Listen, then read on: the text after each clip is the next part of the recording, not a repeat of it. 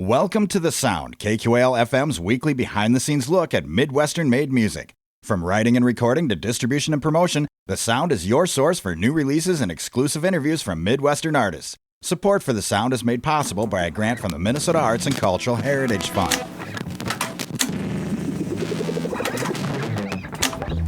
Rolling.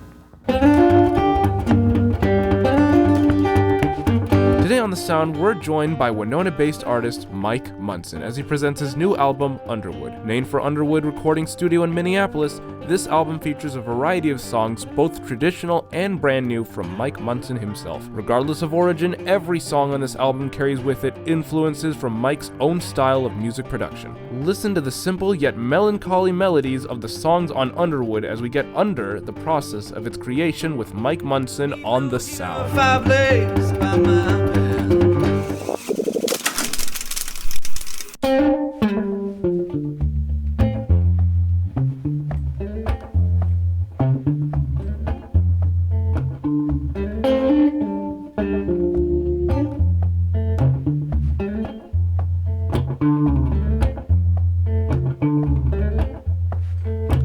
Sons and your daughters falling face flat. They're gonna try, get it all back. Take it for granted, take it to the bank. Take me downtown, another nail in the blank. Giving up on modern life. Giving up on modern life. Got it all wrong, no that's right. Giving up on modern life.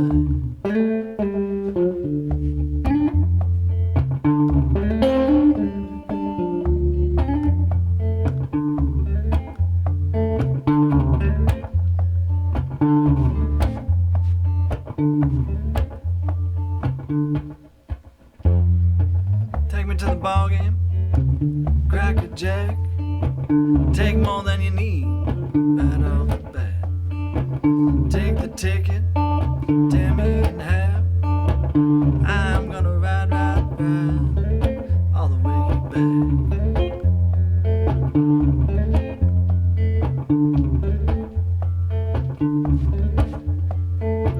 Raw to the bone, natural fact.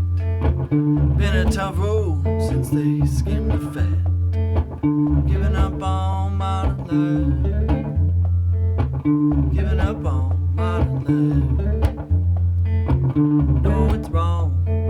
Got that right. Giving up on modern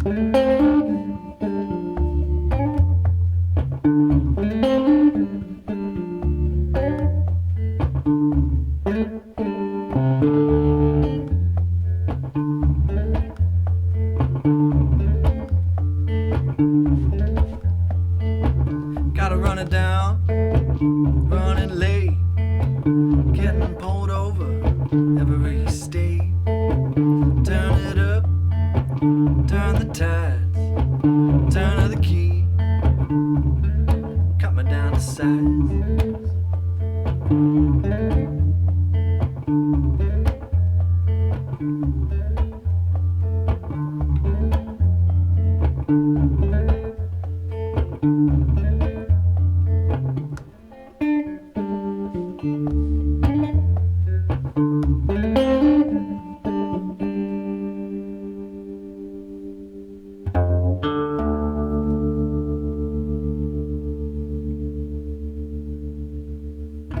And that is Modern Life from the new album Underwood by Mike Munson, who we have in here in the studio with us. How are you doing today, Mike? I'm doing great, Giovanni, thanks. So, I did read up on how this album came to be. Why don't you reiterate that story for our audience?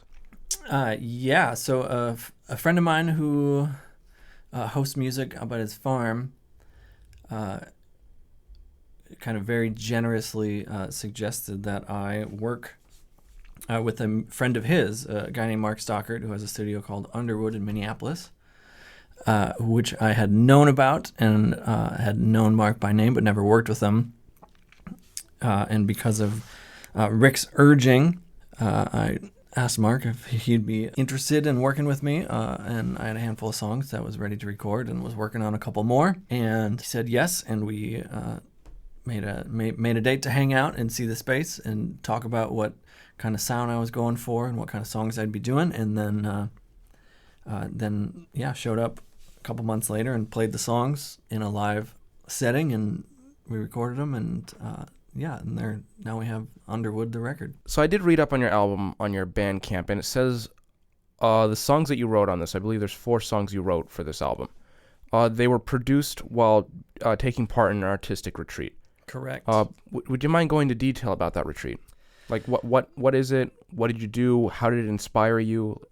Sure. It's a great effort by a gentleman named David Nash, and the project is called the Two Chickadees Project, which people can look up now online because he'll be taking applications soon for this winter's upcoming retreat, and it's not explicitly for musicians; it's for artists of any kind.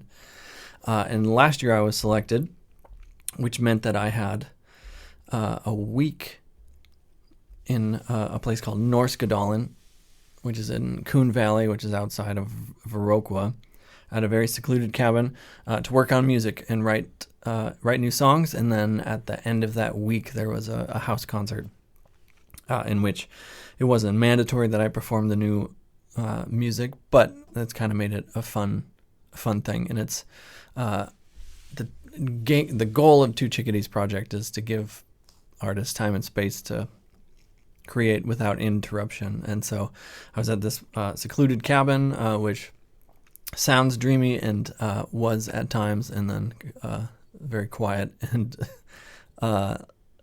spooky at other times.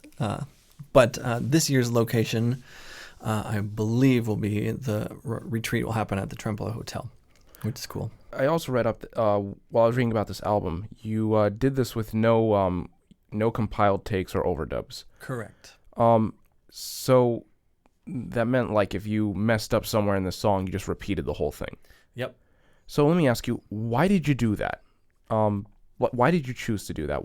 Largely because a lot of my favorite music and a lot of my favorite records were all produced that way. A lot of jazz records, a lot of the early recorded American music, early rock and roll. That's how it was all recorded. People got in a room and they played the song, and they decided which take was the best, and then that went on the record. And I do primarily consider myself a live performer. I find that the energy that's present in one single live performance is interesting, and it might not be perfect, but there's all these kind of happy accidents that can happen, and the unexpected can happen, and the idea of trying to capture that in a recording is very exciting to me. So in a way, your recording is supposed to be like, if someone buys a CD, they're buying you. They're buying the live you. They're not buying an edited version or an ideal version. They're just buying the live performance. Sure, yeah. They're buying or they're listening to the music exactly how it sounded on exactly that day. You know, it's more like a snapshot, a visual picture, and that's how it sounded in that room on that day. And there's something exciting to me about that, and it kind of ups the stakes a little bit for recording too, which is fun. In that case, let's move on to our next song. This is Poor Black Maddie on Underwood by Mike Munson.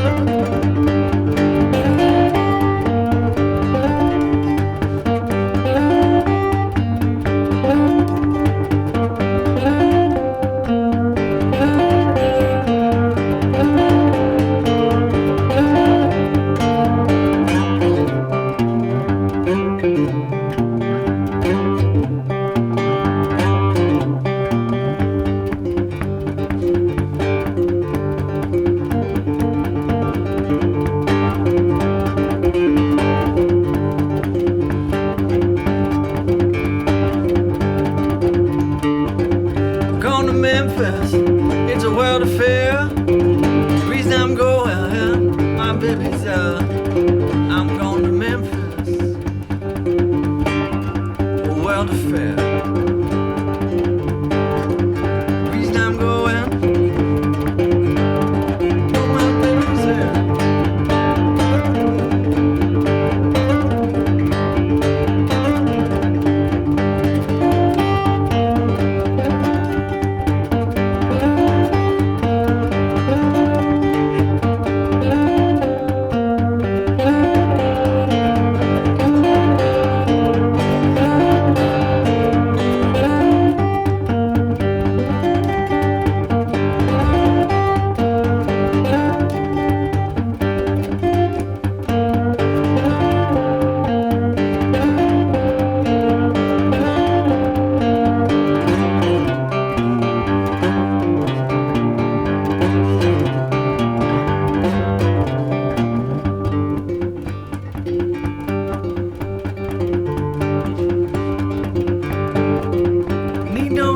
Fireplace by my bed.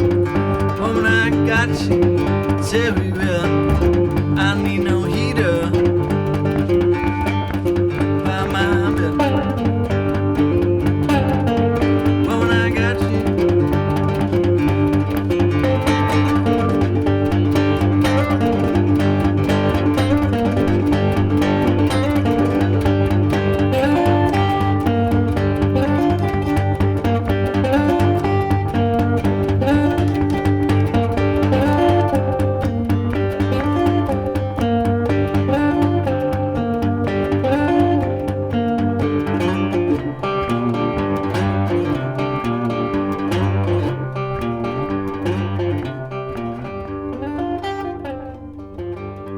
Alright, if you're just joining us, that was Poor Black Maddie, a song on the new album Underwood from Mike Munson, who's here in the studio with us.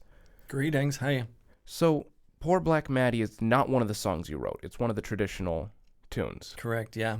So, I have to ask, what made you choose the traditional tunes that are on the album? There's 4, I believe. There's like 4 traditional tunes. Yeah. They're Poor Black Maddie, Jimmy Bell's, If I Lose, Let Me Lose, and I'm blanking on the last one. Why did you choose those 4 tunes specifically? Those songs I had been performing in a live setting for quite a while and had never recorded them, and people often ask about some of those songs specifically. So that's how some of those made it on there, and others, they're just songs that I like to play, but this particular album, I wanted to put some what we call traditional songs or older songs, especially from the blues genre or the country blues genre, on there, because coming from that tradition here, I feel like it's important to honor the past,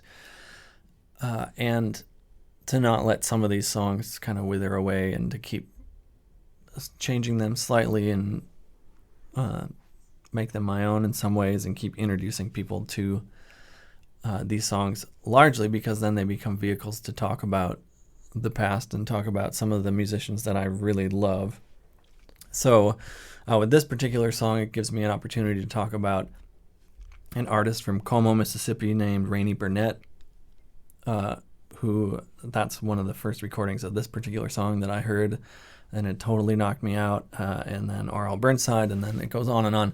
And then by putting this song, we can have this conversation, and then we can talk about some of these performers, largely from Mississippi, and specifically from the Hill Country in Mississippi, and keep saying their names and keep introducing people to their music, which is exciting to me.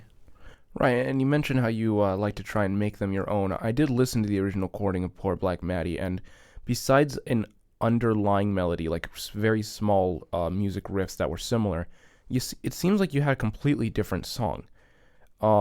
Like, if I didn't know about the history, I could have gone in thinking that was an original song by you. Mm-hmm.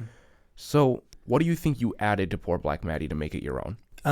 I think ultimately it's my way of playing guitar, which I've learned a lot from Hill Country blues players.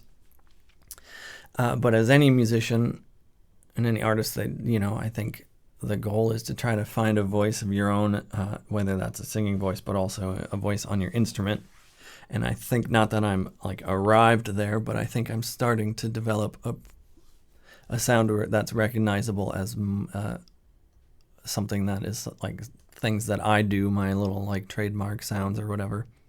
And so fitting this particular song, which I love, and this particular groove that I love into this song, and then mostly being so there can be a vehicle to talk about Rainey Burnett and Arl Burnside and Como, Mississippi, and that there's still a lot of music happening down there, and and you can go take it in to this day. All right, well, I think it's time we head into our next song, which will be Sailing for You.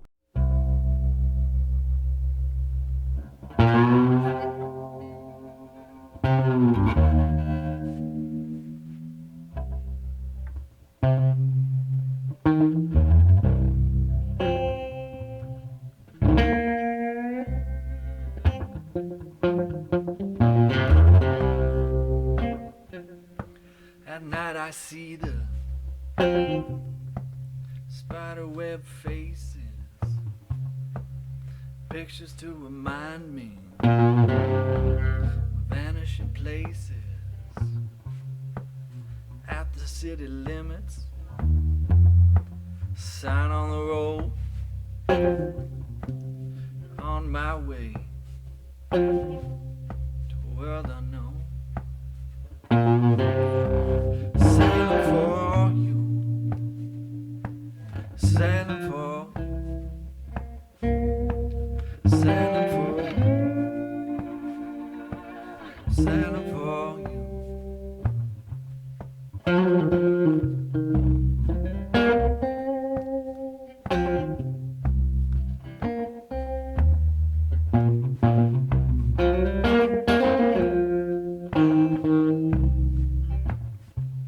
Between the dirt and the mud,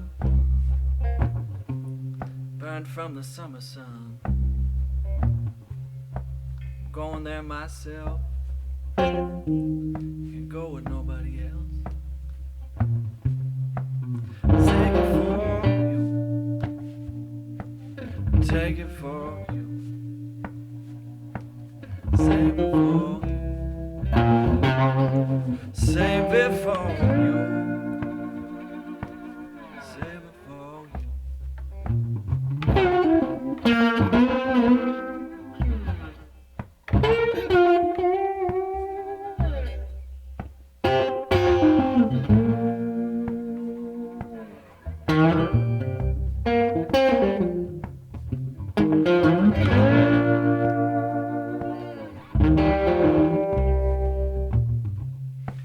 So many years from saving up breadcrumbs. Is this what I made? Or something I found? Need a protector, a real dream collector. Mark on the soul set, same story told. Save it for you, save it for you, save it for you.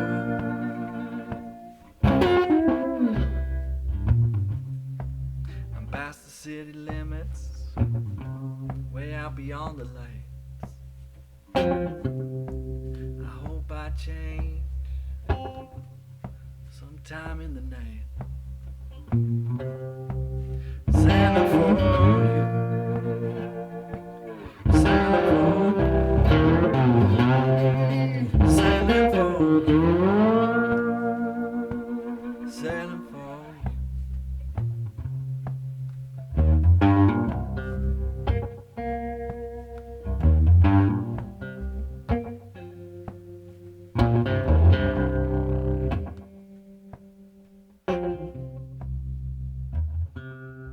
And that was Sailing for You, another song on Mike Munson's new album, Underwood. And Mike Munson is here with us in the studio. Greetings, Giovanni.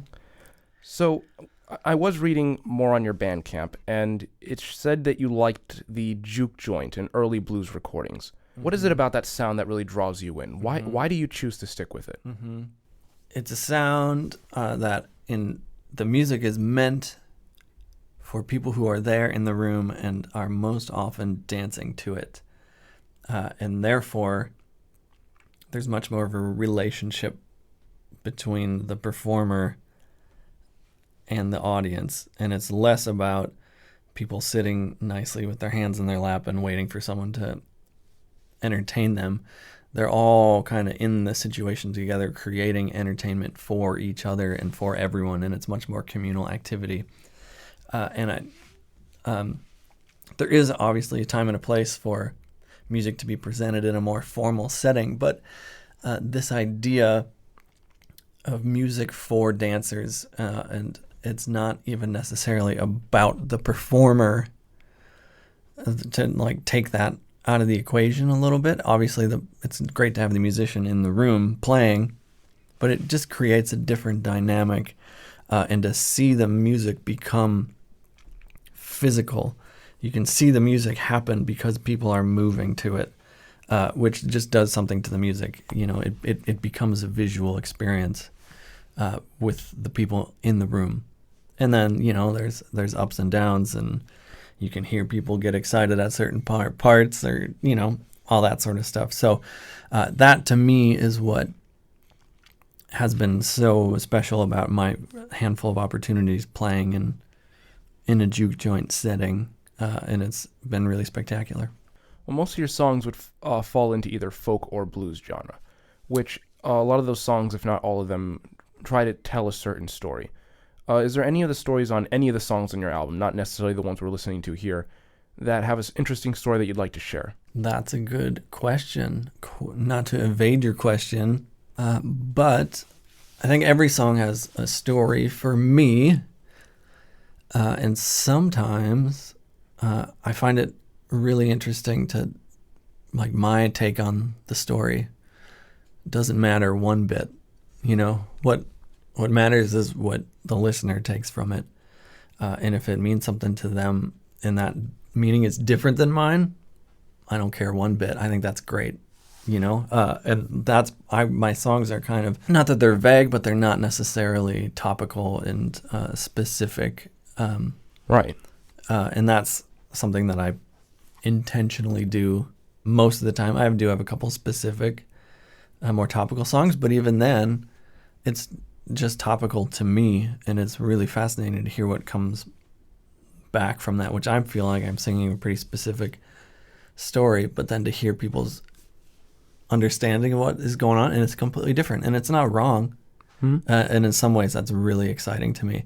So in a lot of ways, I don't necessarily have a story about a particular song that I like to tell, other than this whole album and how it came together, and working with friends and through friends, and how quickly and seamlessly that all happened was really special, and to create something relatively quickly, and to not necessarily like anguish over every note being perfect or whatever, but it was just like we really went in and took a snapshot, and which is how a lot of folk music and blues music is always produced. You know, it's how it sounded that day. Listening back to it now, since you did record it in 2 days, you recorded it with no overtakes, and you did your best take that you could. Is there anything within the album that you're thinking that you may want to have changed, or that you wish you would have done differently? Is there anything in there that you wish could have been done different? Totally. Upon listening back, I don't listen to it that often, but I think last time I did, I was like, oh man, I wish I would have just done the phrasing a little better on those words, or, you know, like there's spots that seem now available for like a guitar fill or something like that, or like, oh man, and this song would just kind of even more funky if it was just a little bit slower. So there's some of that, but I'm also, you know, as we've talked about, it's just like that's how it sounded that day, and now I move on. And I'm not necessarily ever one to like call a song finished. I like performing live and performing for people, and I like playing with the songs, and they can change, and that's okay for me. And sometimes they change for the better, and sometimes they change for the worse. But that's also a luxury of being a solo performer or playing with really small groups. We can take songs a lot slower, a lot faster. We can drop sections of it. I can, speed them up or slow them down halfway in the middle of the song. And when there's dancers, then you can really gauge if we're at the right tempo or not, because are people moving smoothly or are they moving awkwardly, and you can adjust. So I really like music, especially when I'm playing this kind of music, this folk blues music. It's meant to be living and breathing, and it's meant to have other inputs, which is the environment around you, the people around you, and for it to change because of that. Well, speaking of going down the different paths these songs can go and the path it takes to get there, why don't we do the next song, which is Stones in My Pathway on Mike Munson's new album, Underwood.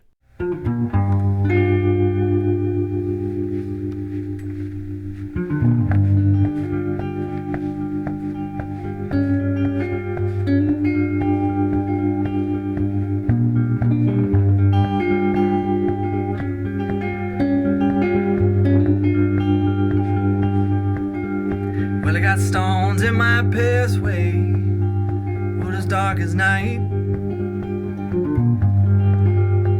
I got stones in my pathway, wood as dark as night. Got a pain in my heart, taking my appetite. Got a pain in my heart.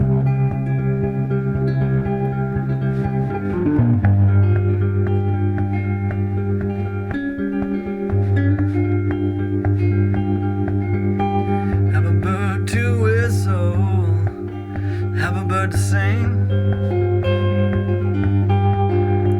Have a bird to whistle, have a bird to sing. And there's one that I'm loving, she means everything.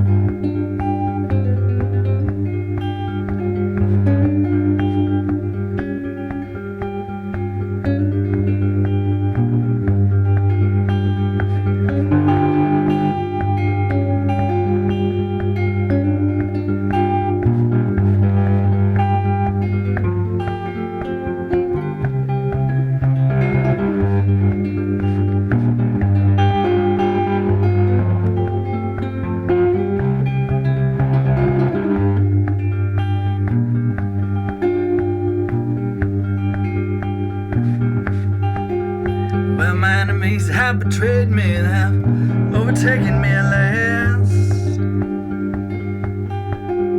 And my enemies have betrayed me, they have overtaken me at last. And there's one thing for certain, stones all in my past.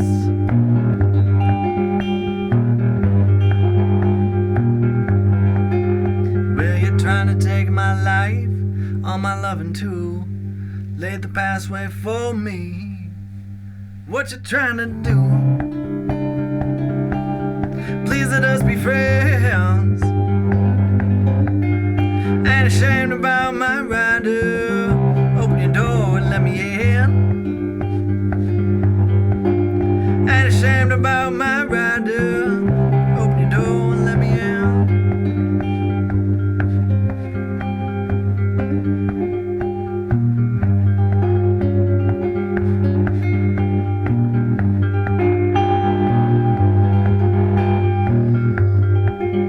Well, I got two legs to stand on. Please don't block my road. Well, I got two legs to stand on. Please don't block my road. Ain't ashamed about my rider. Baby, I'm booked and gotta go. Ain't ashamed about my rider. Baby, I'm booked and gotta go.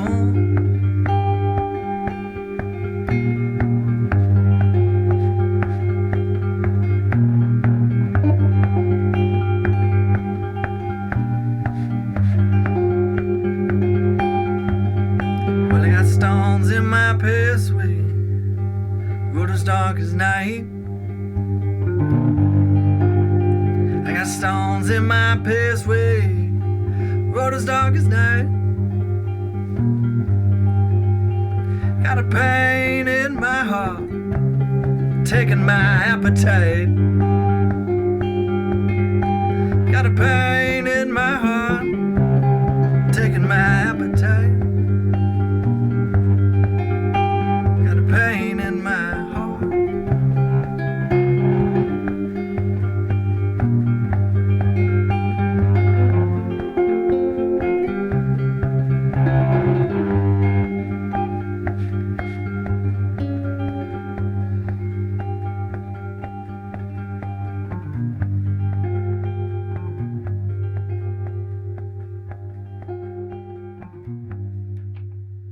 Now, this was Stones in My Pathway, which is another song you actually didn't write. It was written by Robert Johnson.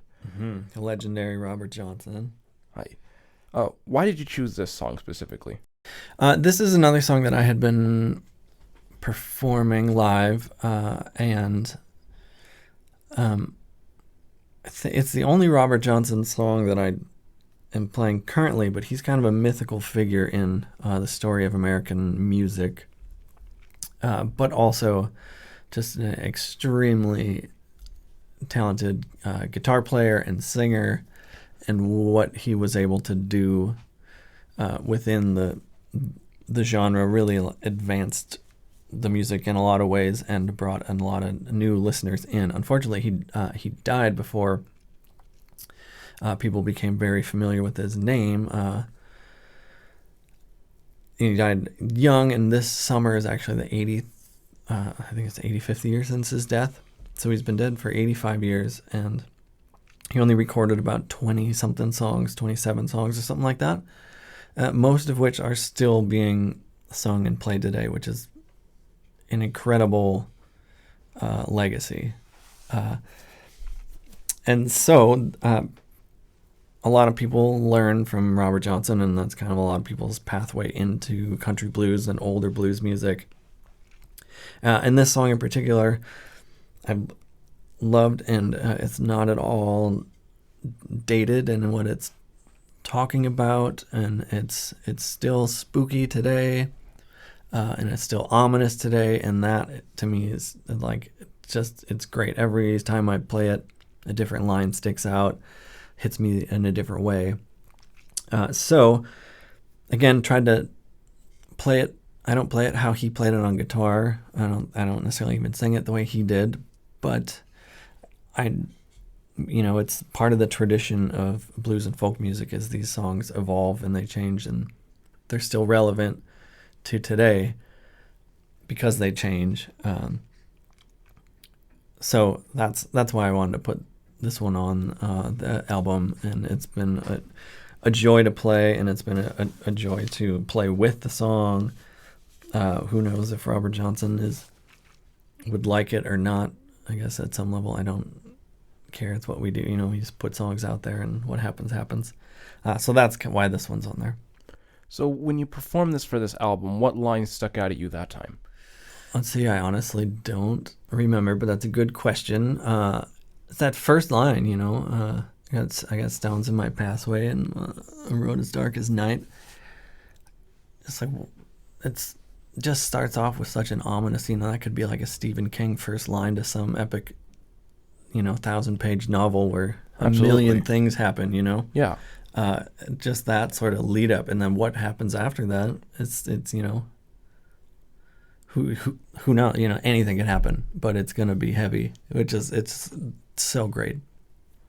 The song clearly inspired you, as did a lot of these other songs that you chose. And I do want to get a bit into your inspiration, because Jimmy Duck Holmes is described as being a mentor to you. Mm-hmm. And he is considered a legend Mm-hmm. in the blues field. What would you say is the most important thing you've learned from Jimmy Duck Holmes? Yeah, my time with Jimmy Duck down in Bentoney, Mississippi. We've been hanging out for maybe like 8 years, and we played a couple really wonderful festivals together. Last summer we were out at the Montreal Jazz Festival, and then before that we were out in Vancouver. and he's been up to Minnesota a couple times, and I typically go down to Mississippi about twice a year, and we play together down there. And apart from learning some songs from him, it's this, what we were talking about earlier, this kind of like juke joint mentality, and that ultimately it's not about you. You're supplying music for the people who are in the room who are dancing. And just that idea of that as entertainment. And if there's a song that you might want to, like, you feel like you want to play, sometimes putting that on the back burner just for like a little bit, because the room is really hopping with this particular groove and they're dancing to this particular stuff. And so interrupting that with something you want to do is like totally uncalled for. You know, it's ultimately not about you for a little bit. You can find your space in that mix. So watching Jimmy do that and like just put on a good party has been awesome. You know, he's like 75 years old, and he, you know, owns and operates the Blue Front Cafe and hosts music, and then gets up and plays pretty much every night for a little bit. And just to see how he does that, you know, and harnesses, like, he's a pretty laid back guy. But then, you know, give him a guitar and put him up in front of a room full of people that want to dance and stuff, and he'll just put on such a great show. And I don't necessarily consider myself a show person or a showman, but just to be able to watch how he does that and to experience that, you know, from sitting right next to him, has been really a gift for me. Well, I imagine Jimmy wasn't the only influence for you, and I imagine he wasn't the only one you could consider a mentor. Who else would you consider to be someone who had this impact on you in your production of music? Sure, yeah. My relationship with Jimmy came about at a really interesting time. I was starting to play professionally more and more, and he just comes from a completely different world. You know, Bentonio, Mississippi is very different than Winona, Minnesota, but at the same time finding our connections and our commonalities, and, you know, not to mention the fact that we're pretty different on the age spectrum, but to find these commonalities has been great. There's all sorts of mentors who maybe they don't know that they're mentors of mine, because we don't have that sort of relationship. Right. But there's plenty of great people that I admire from afar and watch how they navigate playing music professionally and navigate playing music creatively and keep making new, interesting music and challenging themselves. That's a huge inspiration. And performers who continue to get better and better with age, that's a huge inspiration. Instead of kind of like just living off of something that happened when they were younger, but to continue to pursue excellence on their instrument, that's always so thrilling. And then I recently reconnected with my first guitar teacher from when I was 12. He was playing after me at a gig up in the Twin Cities, and we like both surprised each other. And then it was, you know, I was 12, so this was a lot of years afterwards, 28 years later. We reconnect and then hang out, and he's, you know, loaned me his 1957 Stratocaster for a week because he wasn't playing any shows with it. And just that level of generosity and excitement from a former, like, this person met me when I was 12, and I'm probably pretty different now than I was then, maybe in some ways. But just that generosity and like love of music, and so experiencing that recently was really grounding and exciting, and trying to figure out how to carry that spirit forward in my own life. You know, which avenues is there places for me to be that generous, you know, and to feel like that, and to spread that around. So yeah, it's an exciting thing to be able to play so much music and to know musicians, and it's an honor to be where I am, for sure. Well, why don't we move into our next song? This is Saint Anne on the new album Underwood by Mike Munson.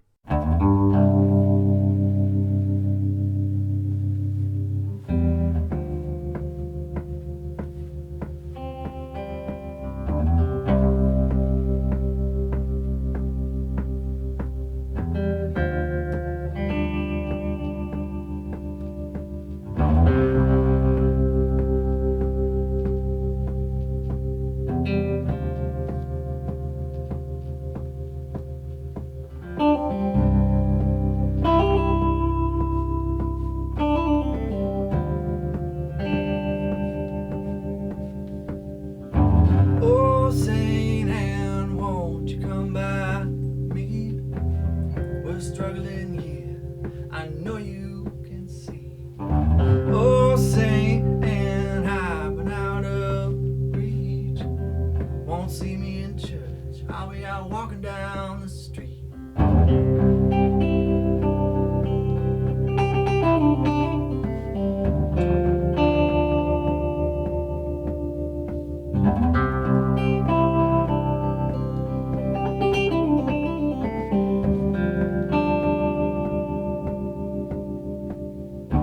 Oh, Saint Anne, would you be my patron saint? Even though I go by a different name.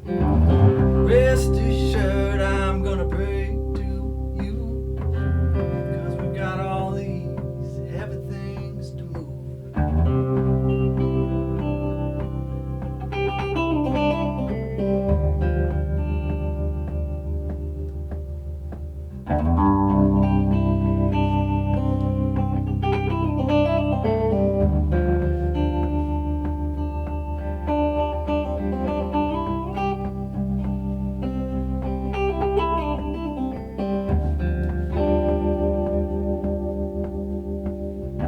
Just like me, you wore secondhand clothes, but I've never saved a man from a lightning storm. Oh, Saint Anne, I'm sure you see, times like these we need your company.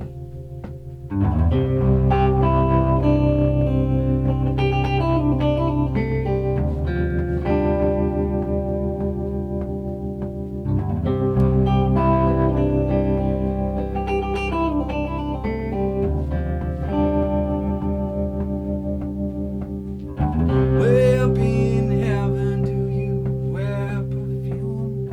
'Cause if it's true, I'll buy some for you. I read somewhere about San Joaquin, and for him you wore red and green.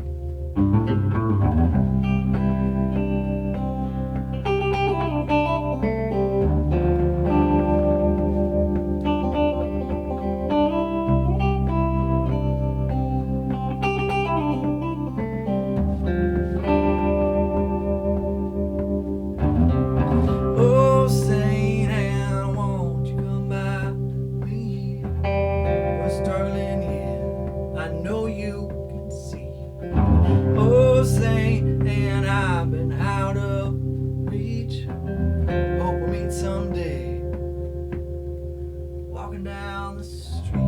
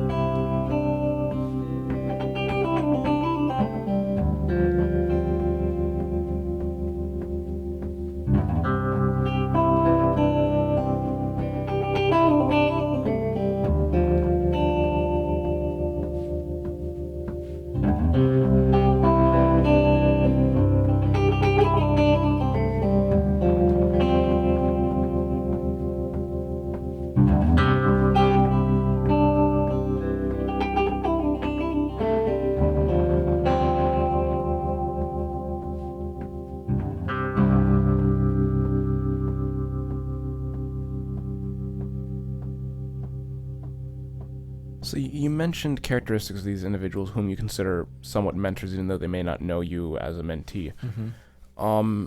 And the way you describe yourself, it does remind me of other artists I've seen that are pretty famous around the Midwest. And I just want to know, can you list a few names that maybe our audience would know for who influences you? Right. And I would say most of my influences are not even directly musical influences, but it's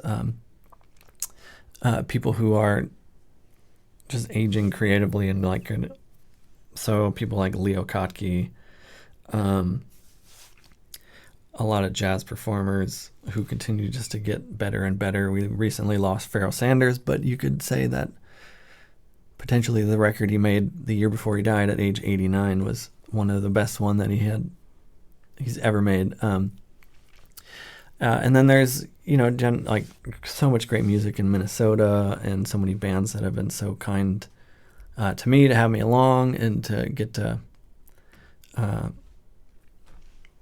be on like festival stages around them, and then just build up friendships with people like Eric Koskinen and his guitar player Paul Bergen, and Charlie Parr has been a great mentor. He was a huge mentor in the beginning. That's the one I was expecting. Yeah. I was expecting Charlie Parr. When you said live music, different every time, and blues and folk, I was like thinking, you know what, that sounds exactly like Charlie Parr. I've done a lot of interviews with him, so Yeah. I was familiar and I was expecting to hear it. I'm so glad I was right. Yep. He's obviously a person who has spent a lot of time in Winona and was doing so at a formative time in my pursuit too. And so it's great to cross paths with him and another person who's been very generous with his time with me, and so that's we live in a great place, and there's so much good music and so many great people in this music community in Minnesota, and so it's great to be a small part of that. Well, this will be a bit of a more general question, but I think it's one that's important to answer anyways. As we talked about earlier, folk and blues is your genre, the genre you mostly align with. So I would have to ask you, what do those genres mean to you? Mm-hmm. Why folk? Why blues? Why are those genres what you latched onto? Right. I mean, you probably answered already with the moving people and stuff, but in case there's something you'd like to add. Sure. First, I'll say I'm going to pick on you a little bit that I didn't necessarily assign those genres to myself. Or if I said that, I'm sorry. I didn't mean to say that. But it's fine. People do that. I find myself, people need genres, but I think the more you talk to musicians, more musicians are just like unconcerned with genres, but humans have a need to classify and compartmentalize, and that's something we just can't shake, and that's fine. But blues and folk and early jazz and early rock and roll, they're uniquely American art forms, and we're born out of the American story with all of its complications and all of its wonderful achievements and the great mixing of ideas and people and invention, and it's this whole story which has just brought this, what I find to be this really exciting music. I particularly like and have learned a lot from guitar players who were generally from Louisiana, Mississippi, between the 20s, 30s, 40s, and then electrified.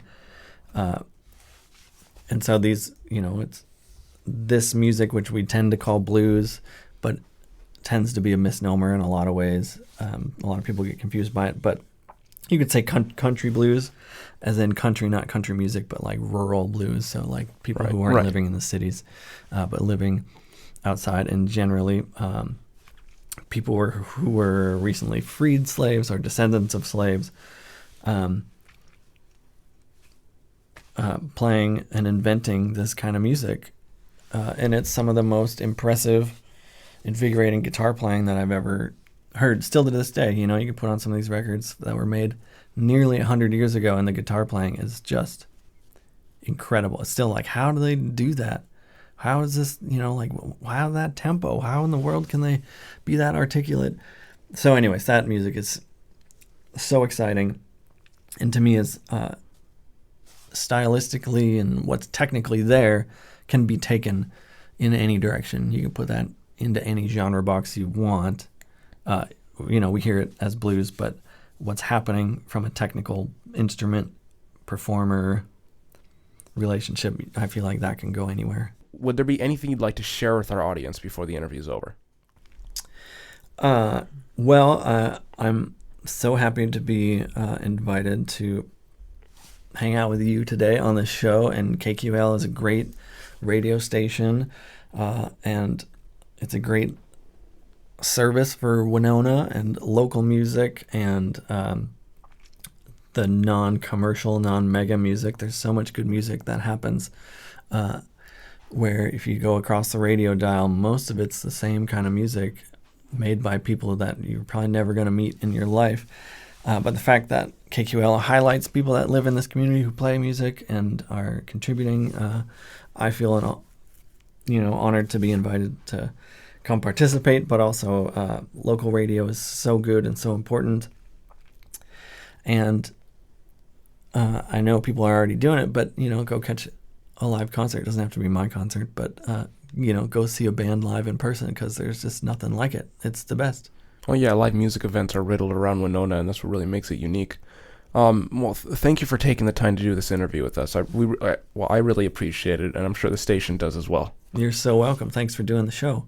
And to end this interview, we're going to hear Goin' Home by Mike Munson on his new album, Underwood.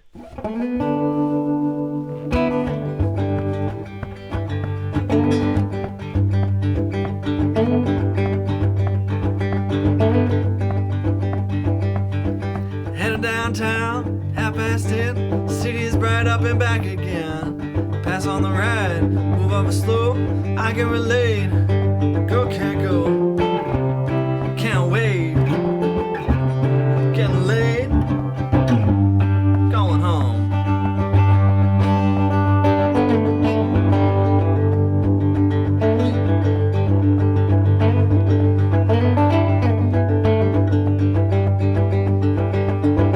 Turn the station on the FM dial.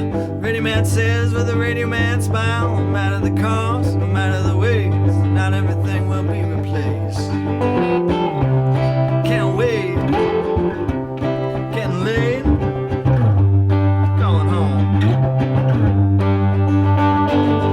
On down south, sun always shines, running late is right on time. If I lose, let me lose, wish I'd heard all first sing the blues. Can't wait, man he was great, going home. I'm too late, man he was great, going home. Banks of the river, look at it flow, pack your bags, I'm not going alone. Leaving here soon, leaving here fast, if you're lucky we might even make it back.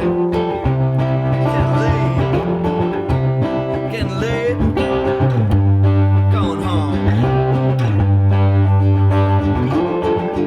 Thought you know, sold your soul, going home.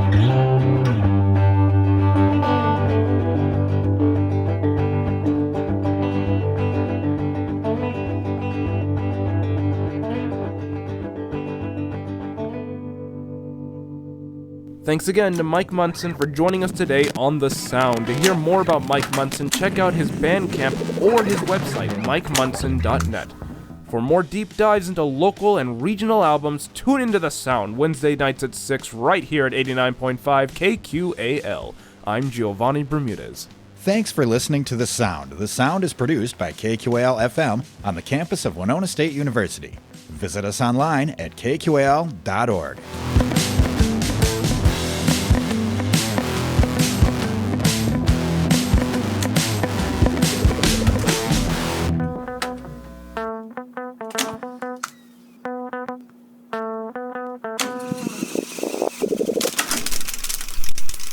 Theme music for The Sound provided by Mike Terrell of Fires of Denmark.